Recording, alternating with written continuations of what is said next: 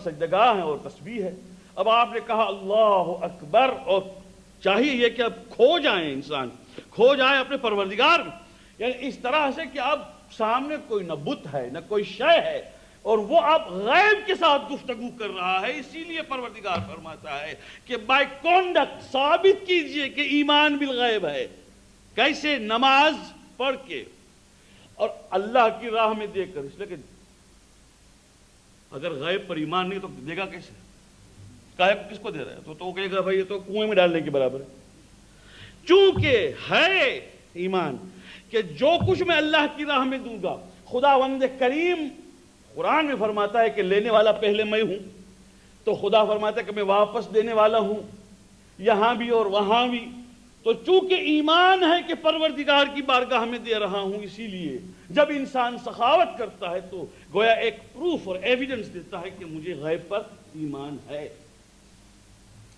اور آئے رسول آپ کی وحی پر ایمان لائے، یعنی مطلب قرآن مجید پر، کہ یہ آئی ہے کتاب خداوند کریم کے ہاں سے، اور وہ ساری کتابیں تجھ سے پہلے جو آئی وہ بھی، وَبِالْآخِرَةِ هُمْ يُوقِنُونَ، کہ قبر میں جانے کے بعد آخرت کی ایک دنیا وہ بھی غیب ہے۔ میرے دوستو، قدم قدم پر ایمان کا ایک ثبوت ضروری ہے۔ ابھی دعائے کمل علی بن ابی طالب سلام اللہ علیہ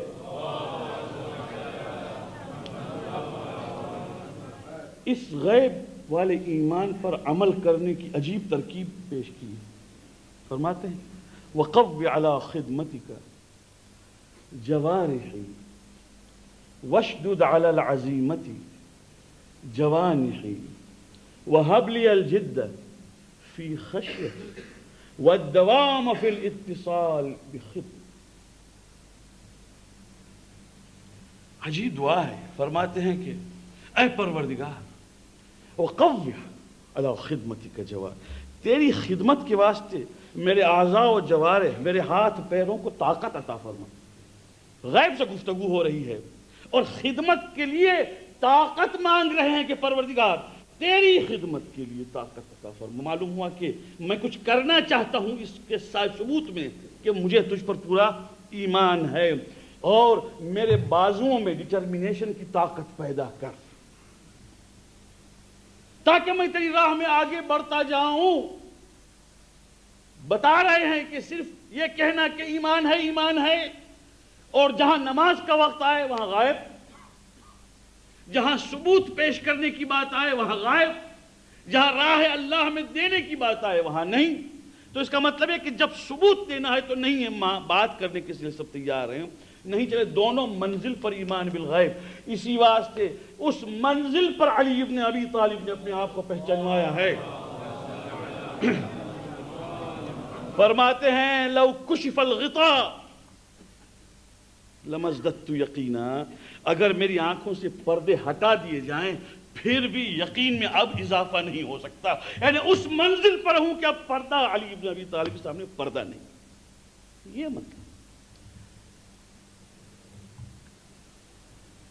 اب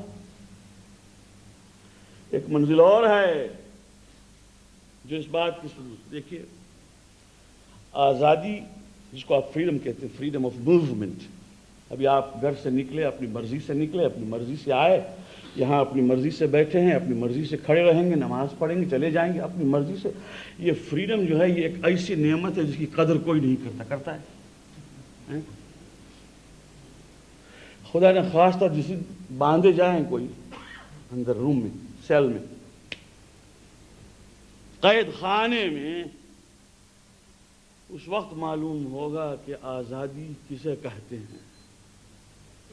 ارے آزادی دوسروں کی تو ٹھیک ہے، جب قید خانے میں ہم تھے قید خانے میں، تو جب آسمان کی طرف کبھی نظر پڑتی تھی تو وہ جو چرندے پرندے سارے جانور، اڑنے والے پرندے یہ سب دکھائی دیتے تھے کہ کس طرح سے ایک درخت سے دوسرے درخت کی طرف اڑتے ہیں، تو ہم یہ کہتے تھے پروردگار یہ کتنے آزاد ہیں، ہم مقید ہیں، اپنی مرضی کھو بیٹھے۔ جب باہر آئے اور پہلی مرتبہ جب سانس لیے تو ہم نے کہا الحمدللہ، آزادی کی سانس اور آزادی کی بریدنگ اسے کہتے ہیں۔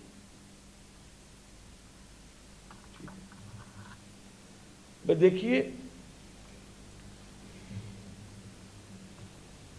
انسان جب مصیبت میں آتا ہے تو مصیبت دو قسم کی ہے، اس میں اگر ایک آزادی باقی ہے، مصیبت میں ہے تو بہرحال پھر بھی کم، اگر ایسی مصیبت میں آئے کہ جس مصیبت میں قید بھی ہو اور آزادی نہ ہو تو ڈبل غیبت ہے۔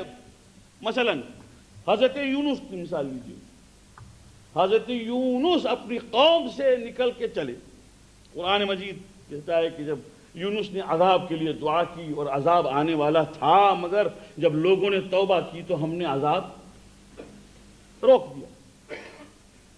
یونس یہ سمجھے کہ اب عذاب آ چکا ہوگا، بستی والے ختم ہو گئے ہوں گے۔ جب یونس واپس آئے دیکھا بستی والے لوگ کام کر رہے ہیں، آرام سے بیٹھے، تو ذرا ناراض ہو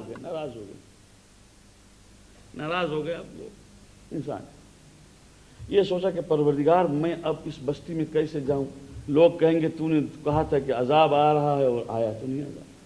تو قرآن کہتا ہے وَظَنُّونَ اِذْ ذَهَبَ مُغَاضِبًا فَظَنَّ أَن لَّن نَّقْدِرَ عَلَيْهِ، پھر وہ مچھلی والا یعنی حضرت یونس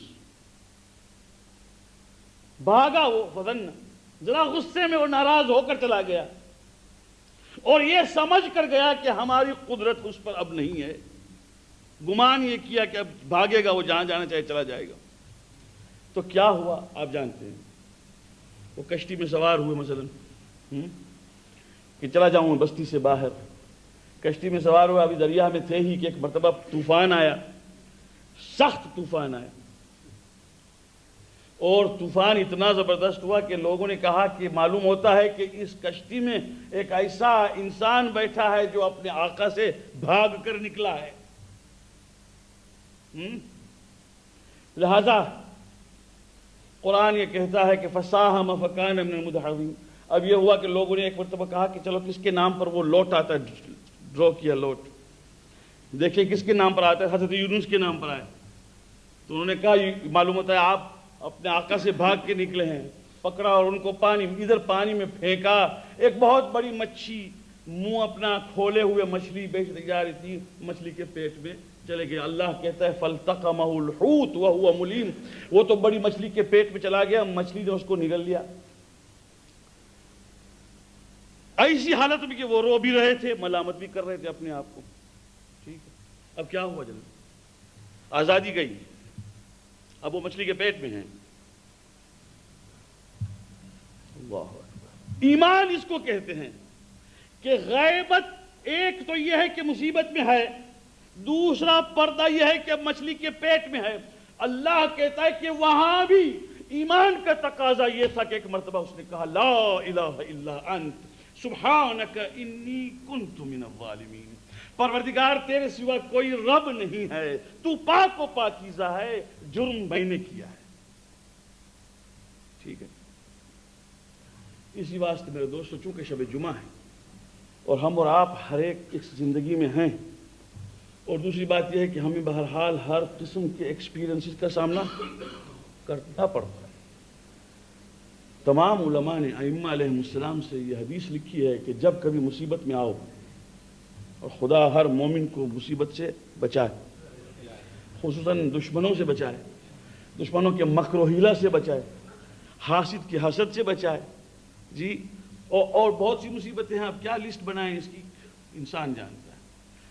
تو فرماتے ہیں تمام ائمہ علیہ السلام اور پیغمبر اکرم نے فرمایا کہ جاؤ سجدے میں نماز کے بعد اور کہو لا الہ الا انت سبحانک انی کنت من الظالمین، کہو پروردگار تو اکیلا یک و تنہا قابل پرستش ہے، تو پاک و پاکیزہ و منزہ، میں ہوں مجرم و گناہگار۔ کتنی مرتبہ کہو؟ پیغمبر اکرم فرماتے ہیں صلی اللہ علیہ وآلہ وسلم کہ جس نے عادت رکھی ہو کہ نماز صبح کے بعد، نماز صبح کے بعد، میں جان بوجھ کے کہتا ہوں کہ نماز صبح کی شرط ہے، یہ سستی سکھڑی اور سدھ پور کی جھاترا نہیں ہے بھائی، نماز صبح شرط، پیغمبر نے جو فرمایا وہ میں کہتا ہوں، بغیر نماز صبح کی یہ چیز نہیں ہوتی، اور وہ بھی قضا والی نہیں ہے، ادا والی۔ نماز صبح پڑھی، اس کے بعد سجدے میں جائے، 200 مرتبہ، بہت ٹائم نہیں لگتا، ایک ہی لائن ہے، لا الہ الا انت سبحانک انی کنت من الظالمین۔ اب جو بات انہوں نے کہی وہ میں کہتا ہوں اس سے آگے۔ فرمایا جس مصیبت میں ہوگے خداوند کریم انشاءاللہ تمہیں دور کرے گا، وہ پردے جو ہیں وہ ہٹ جائیں، وہ جو تمہاری مصیبت اور جو جکڑ ہے اس سے اللہ تمہیں آزاد کرے گا۔ اتنا تو فرمایا وہ تو ٹھیک ہے۔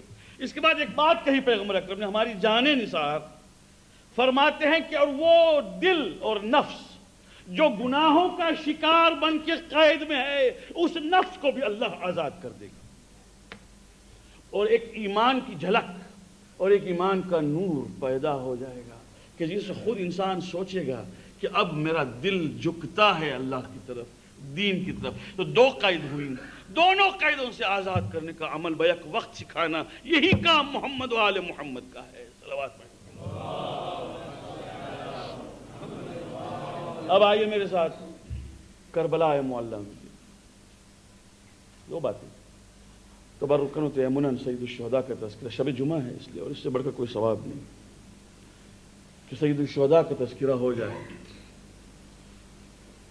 وہ وقت، وہ مصیبت کہ جس مصیبت کے لیے زیادہ بات کرنے کی ضرورت نہیں، ہر صاحب اولاد سوچے، پس پردہ مائیں بیٹھی ہیں وہ سوچیں، یہاں باپ بیٹھے ہیں صاحبان اولاد سوچیں، وہ 6 مہینے کی جان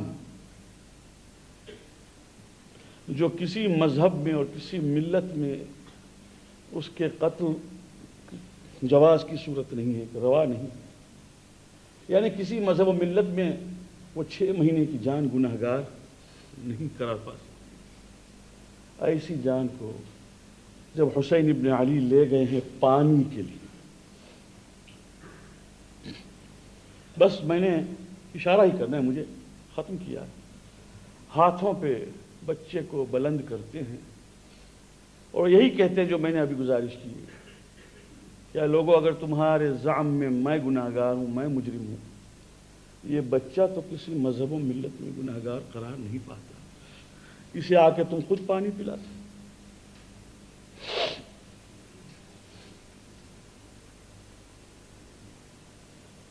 کوئی آگے تو نہیں بڑھا۔ مولا نے ایک مرتبہ اپنے فرزند کی طرف دیکھ کے کہا، بیٹے تم بھی حجت خدا کے فرزند ہو، اپنی حجت پوری کرو۔ ایک مرتبہ علی اصغر نے وہ سوکھی ہوئی زبان اپنی سوکھے ہوئے ہونٹ پر پھیری، جو دشمنوں نے دیکھا منظر تو کلیجہ تھام کے رونے لگے۔ یہ ساری کتابوں میں ملے گا آپ کو۔ کوئی منہ پھیر کے رونے لگا، صاحبان اولاد تھے وہ بھی، تو ان کی بھی اولاد تھی۔ بچے کا یہ عالم دیکھا، اس کے بعد بچے کو زمین پر رکھا اور کہا تم خود ہی آ کے پانی پلا۔ یہاں تک تو جو ہے وہ میں نے پڑھا، اب ذرا میرے ساتھ چلیے۔ مختار کا دربار ہے کربلا کے واقعے کے بعد۔ مختار کے دربار میں جب ہرملہ آیا ہے جس نے علی اصغر کے تیر مارا تھا، تو ایک مرتبہ مختار نے کہا، اے لعین یہ بتا کہ کہیں تیرا دل، کہیں تیرا کلیجہ کربلا میں پسیچا ہے، کہیں تجھے رحم بھی آیا ہے؟ تو اس نے کہا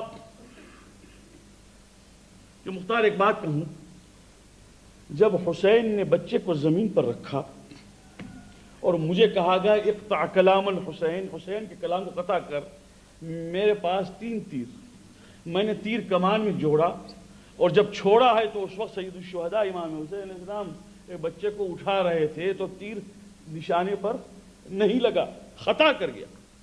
تو ابن سعد نے کہا، ہرملہ ہم نے زندگی میں کبھی نہ سنا تھا کہ تمہارے ہاتھ کا تیر نشانے پر نہ لگے، یہ کیا بات ہے؟ تو میں نے جواب میں اتنا ہی کہا کہ حسین بچے کو اٹھا رہے تھے اور تیر یہاں سے سن ہو کے جو نکلا ہے، تیر نشانے پر نہیں لگا۔ دوسرا تیر جب میں نے کمان میں جوڑا تو ہاتھ میرا لرزنے لگا، ہاتھ میں ایک کپ کپی جو آئی، تو ابن سعد نے دیکھ کے کہا، ابھی تو کس کے سامنے ہے؟ کوئی پہلوان ہے، کوئی لشکر ہے؟ ارے ایک 6 ماہ بچہ ہے، ہاتھ میں تیری کپ کپی کیوں ہے؟ تو میں نے جواب میں کہا تھا، ابن سعد ذرا تو یہاں اونچائی پر آ کے دیکھ، میری نظر اس بچے کی طرف نہیں ہے۔ ارے وہاں خیمے کے دروازے پر ایک پردہ نشین کھڑی ہے، دل کہتا ہے ہو نہ ہو یہ بچے کی ماں ہے اور منتظر ہے، میں اس وقت میری آنکھوں میں آنسو آ گئے، مگر آئے مختار میں نے وہ تیر مارا ہے اور میں نے ان آنکھوں سے دیکھا ہے فانقلب الصبی علی یدہ ابیہ، اور بچہ اپنے باپ کے ہاتھوں پہ منقلب ہوا ہے، اور اس کے بعد دیکھا میں نے کہ حسین خیمے کی طرف جا رہے ہیں اور واپس آ رہے ہیں، اور جا رہے ہیں اور واپس آ رہے ہیں، جا رہے ہیں اور واپس آ رہے ہیں۔ دل میرا ایک مرتبہ بیٹھ گیا یہ سوچ کر کہ حسین سوچ رہے ہیں کہ ماں کو اس بچے کی کیا کہوں۔ بس دوستوں میں پڑھ چکا، جو کچھ کہنا ہے وہ یہ ہے، ایمان بالغیب کسے کہتے ہیں۔ بچے کو اٹھایا اور دفن بھی کیا، اس کے بعد دامن جھاڑ کے مظلوم کربلا اس اونچائی پر گئے یہ کہنے کے لیے کہ پروردگارا میں نے اپنے بچوں کا یتیم ہونا گوارا کیا تاکہ تیری ملاقات کر سکوں۔ یہ بتا ہے کہ یہ ہے وہ ایمان کہ اتنی مصیبتوں کے بعد اپنے پروردگار سے ایک رابطہ ہے۔ الا لعنت اللہ علی القوم الظالمین وسيعلم الذين ظلموا أي منقلب ينقلبون إنا لله وإنا إليه راجعون۔ پروردگار بحق محمد و آل محمد ہمارے اس قلیل اعضاء کو قبول فرما، ہمیں اعمال خیر کی توفیق عطا۔ پروردگار جن مرحومین کے ایصال ثواب کے واسطے یہ بیان و مجلس منعقد ہے ان کو ثواب عطا فرما۔ پروردگار ان مرحومین کی مغفرت فرما، ان کے درجات کو بلند فرما۔ پروردگار بحق محمد و آل محمد ہمارے بیماروں کو شفاء عاجل صحت کامل عطا۔ آج جس مرحوم کی خبر آئی ہے پروردگار ان کی مغفرت فرما، اور آج شب اول قبر ہے، پروردگار مرحوم کے واسطے شب اول قبر آسان فرما۔